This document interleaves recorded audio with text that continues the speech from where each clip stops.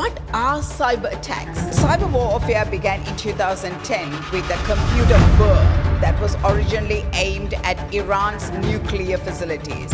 United States has accused Iran of launching cyber attacks on the presidential campaigns of Kamala Harris and Donald Trump. Structural components of cities and countries are also dependent on the networks. When hacked, these can become an Achilles heel, a veil spot that could not otherwise exist. War is no longer being declared.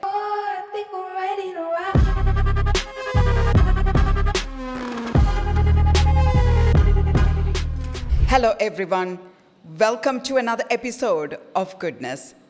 Let's look at some of the key incidents that shock the governments around the world. To give you an insight into the alternative state of war in flight in the modern era. Hacking of Iranian state broadcaster, which ran a message of support for the opposition leaders and called for assassination of Iran's supreme leader in 2022. The breach occurred the day before Iran began its multi-day celebration of the 1979 revolution. This hack was just one in the series of incidents that seemed designed to embarrass the Iranian government.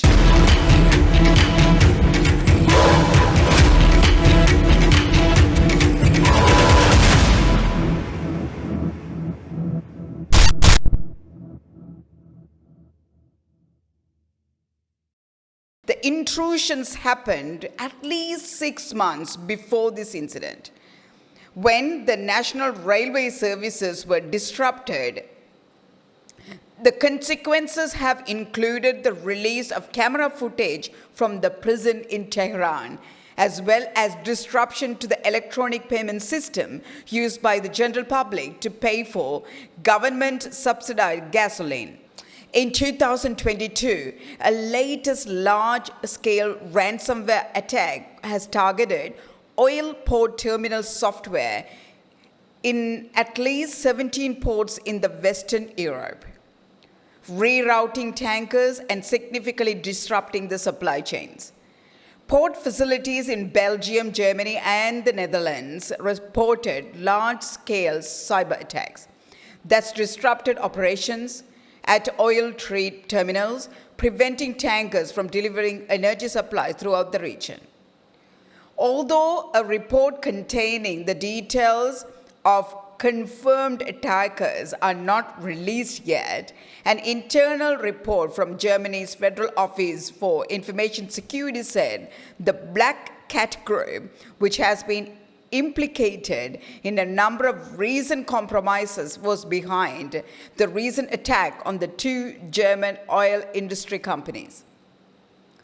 So attacks on oil and gas infrastructure has always been a top concern for the public and the private sector, but came into focus in 2021 when a cyber attack on Colonial Pipeline disrupted the supply of gasoline and jet fuel to major parts of the Southeast in US. It is the largest pipeline system for the refined oil products in the US.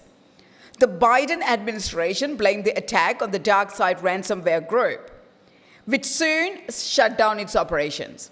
Later, a senior officials of the US government said an revealed hacker arrested by Russia's security services was responsible for this attack. Remember the NotPetya in 2017? Ukraine was hit by a devastating cyber attack known as NotPetya, which quickly spread beyond its borders, damaging various companies and institutions worldwide. Initially disguised as ransomware, NotPetya encrypted victims' data, demanding a ransom that could never be paid. It primarily targeted Ukraine's government, financial sector, and energy companies, and brought vital services to a halt. The White House described NotPetya as the most destructive and costly cyber attacks in history. It has been widely attributed to Russian state-sponsored hackers who were aiming to destabilize Ukraine through the Kremlin denied any involvement. The first 8 years of the conflict between Russia and Ukraine included naval incidents and cyber warfare. Fast forward in 2022, Russia launched a full-scale invasion of Ukraine and began occupying most of the country, starting the biggest conflict in Europe since World War II. This war has resulted in a refugee crisis and tensions of thousands of deaths. In 2015, US Office of Personnel Management was rocked by a massive data breach that exposed the personal information of more than 21 million federal employees and contractors. It was widely believed that the state-sponsored hackers from China accessed sensitive data, including social security numbers, fingerprints, and confidential information from employee background check. It was a devastating blow to the national security and personal privacy, revealing vulnerabilities in the management of the US government data. It took months for investigators to uncover the full extent of the damage, which sparked a national-wide resentment of data protection methods. Chinese government officially denied any involvement at the time.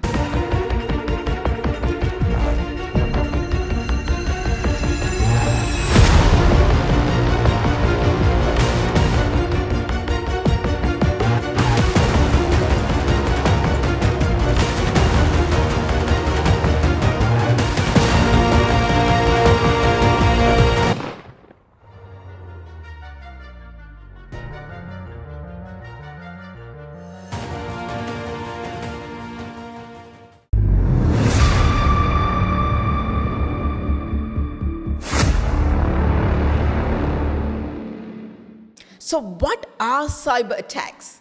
A cyber attack is an intentional effort to steal, expose, alter, disable, or destroy data and applications or other assets through unauthorized access to the network or the computer system or any digital device. Motivation behind cyber attacks can vary, really vary, but there are three main categories: criminal, political, and personal.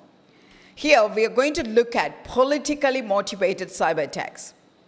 So, what are politically motivated cyber attacks? Politically motivated attacks are often associated with cyber warfare, cyber terrorism, and hacktivism. Remember all the events that we looked at when we began?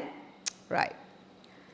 In cyber warfare, nation-state actors, a government or a state that is involved in cyber attacks or other activities targeting critical infrastructure of the nation. So those who are called the nation-state actors. They often target their enemies, government agencies, or critical infrastructure. During the Ukraine-Russia conflict, groups associated with Russia have frequently performed cyber attacks against the Ukrainian government and other organizations. Attacks like this are designed to disrupt the target's ability to wage war and cause disruption to the country and its citizens. To other activist hackers, called hacktivists, many not cause extensive damage to their targets, but motivated by politics or ideology. They may target a government organization in an attempt to further their goals or ideology. So, history and when did it all start? Although hacking started out as localized, relatively modest attacks on certain individuals or systems, as profiteers, organized cybercrime conglomerates, and nation states have noticed the unique strategic advantage cyber attacks create. More and more notorious attacks have been happening. So cyber warfare began in 2010 with a computer worm that was originally aimed at Iran's nuclear facilities. and has since mutated to spread to other industrial and energy-producing facilities. The computer programs are like a standalone malware computer program that replicates itself in order to spread to other computers. This program, which was targeting Iran's nuclear facilities, was called Stuxnet, which was a first cyber weapon meant to cause physical damage. Stuxnet is reported to have destroyed 20% of the centrifuges which Iran used to create its nuclear arsenal. Then, between 2014 to 2016, Russia launched a series of strategic attacks against Ukraine and German parliament.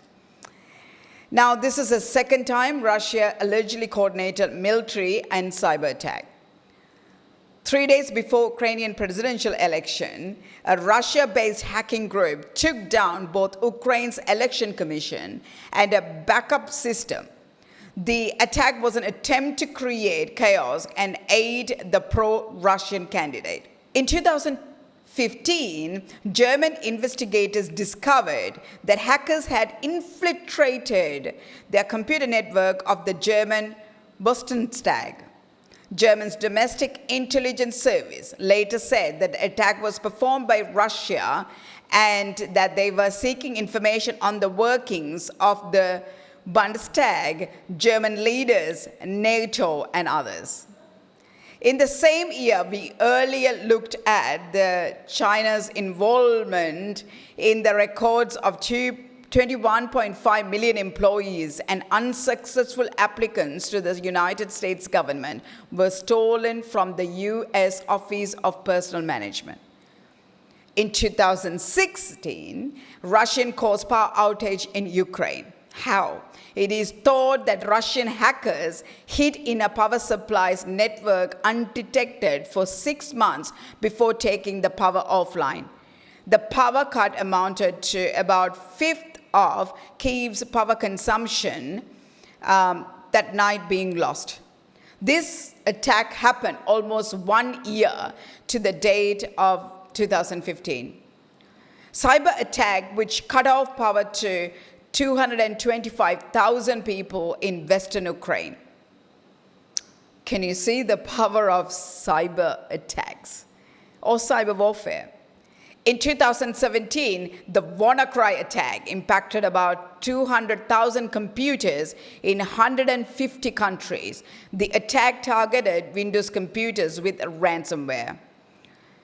In 2017, NotPetya attack, which we discussed before, which originated in Ukraine, destroyed fires resulting in more than 10 billion in damage. During the same period, China hacked the employee records from the U.S. Office of Personnel Management.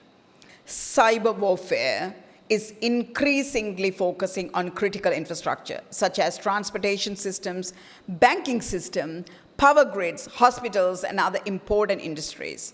This means that the hacker could cause widespread power outage, such as in the Ukraine, that could cause hospitals and homes to lose electricity for an undeterminable amount of time.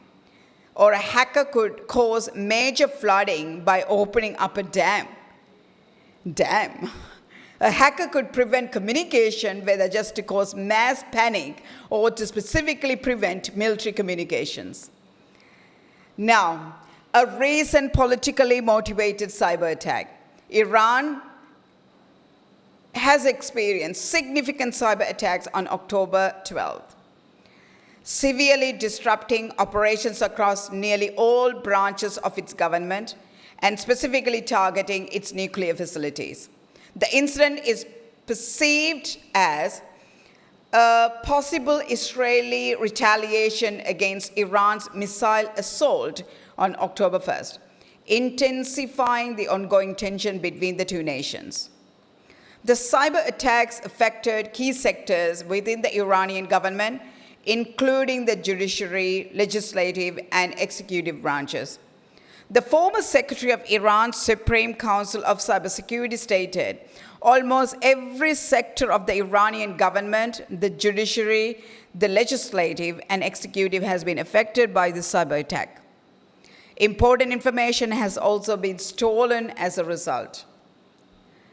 Iran's nuclear facilities, along with crucial networks for fuel distribution, municipal services, transportation, and ports were also targeted.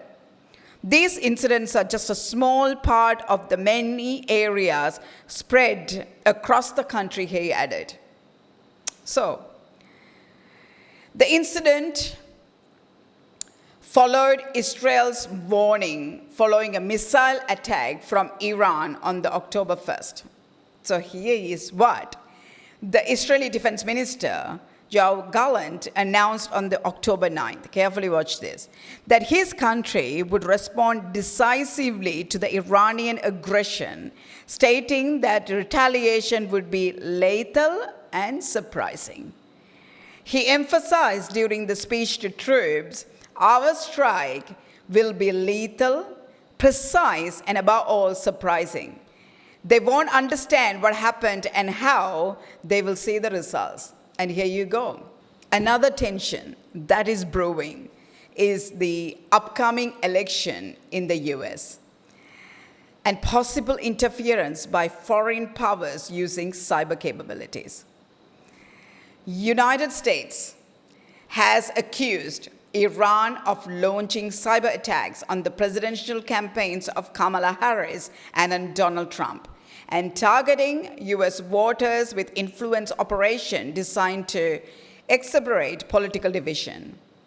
The assessment from the FBI and other federal agencies marks as the first time the US government has assigned blame amid renewed fears of the threat of foreign election interferences in the country's election. Alongside that, the Trump campaign accused Iran of hacking one of its websites earlier this month. US statement did not detail how they concluded that Iran was responsible, nor did they describe the nature of any information that may have stolen from the Trump's campaign. So what did the FBI say? We have observed increasingly aggressive Iranian activity during this election cycle, specifically involving influence operations targeting the American public and cyber operations targeting presidential campaigns, which is responsible for the defense of US government computer systems. So what is the response from Iran? Iran's mission to the United Nations issued a statement calling the allegation unsubstantiated and devoid of any standing, and challenged Washington to release evidence for the claim. And this goes on to say, as we have precisely announced, the Islamic Republic of Iran harbors neither intention nor the motive to interfere with the US presidential election, the mission said. While that is going on, in the meantime, the tech giant Google said that hackers backed by Iran were targeting the Democratic and Republican presidential campaigns. The hacker group known as APT-44, linked to Iran's Islamic Revolutionary Guard Corps, went after high-profile individuals with organizations in Israel and the United States, including government official, political campaigns, and more, as per the Google threat report. In 2016, a hack of Democratic National Committee emails blamed a Russian military intelligence exposed internal party communication, including about the then candidate Hillary Clinton. Trump, who went on to win the election, was criticized for encouraging the hack. So hopefully, Trump has not forgotten. In 2020, a threat actor briefly took over his campaign website, posting a derogatory message and seeking payment in return for not releasing data they claim to have stolen. So, how to safeguard the vote in the mix of cyber threats? While cyber attacks will undoubtedly target US election infrastructure over the next few months, it is important to place these events in context of the protection put in place. Federal, state, local, and tribal governments, as well as international allies, have been tracking these threats and implementing mitigations and contingencies to help ensure to secure a smooth election. While the 2024 election may see various cyber threats, existing security measures and coordination across all levels of government aim to minimize that impact. Voters, you should stay informed and rely on official sources to ensure your participation is not disrupted.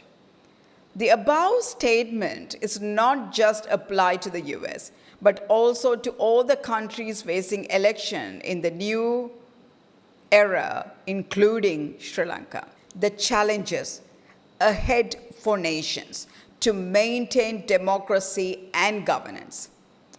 So, cyber warfare is likely to continue to grow, particularly because the interconnected nature of people's lives.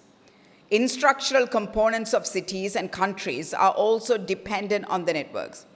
When hacked, these can become an Achilles heel, a weak spot that could not otherwise exist, which creates tempting opportunities for warfare, cyber warfare soldiers, and the organizations and countries that supports them. The challenges ahead for the nations to maintain democracy and governance. Cyber warfare is likely to continue and grow, particularly because of the interconnected nature of people's life. Infrastructural components of cities and countries are also dependent on networks these days. When hacked, these can become as Achilles' heel, a weak spot that would not otherwise exist, which creates tempting opportunities for cyber warfare soldiers and the organizations and countries that support them. Even though the opportunities presented by cyber warfare are vast and likely to inspire new methods of attack, organizations can do a lot to minimize the chance of being impacted by an attack. So how can you minimize it? What are the things that one could do? Use available tools. Simple as that to start with. It is no coincidence that phishing scams have become so popular. Phishing involves an attacker tricking someone into divulging sensitive credentials. Lean in using firewalls, intrusion detection and prevention systems, anti-malware softwares, and other tools. Stealing login credentials has become an go-to option. Using the latest tools immediately takes an organization off the list of cyber attacks who are just looking for low-hanging fruits. So we are just eliminating a huge risk of being part of in everyone's list. Increase cyber awareness. Use famous attacks and other methodologies as well as the most recent cybersecurity statistics to educate employees about what to look out for. An event does not have to be the biggest cyber attack in history. The government officials and employees know the signs and how to be cyber responsible. You can significantly reduce the chances of successful attack. Third one could be segment your networks, divide them. Some of the most dangerous cyber attacks were successful only because the networks were targeted and were not properly segmented. Keep sensitive data and anything else attractive to cyber criminals separate from the rest of the network and each other.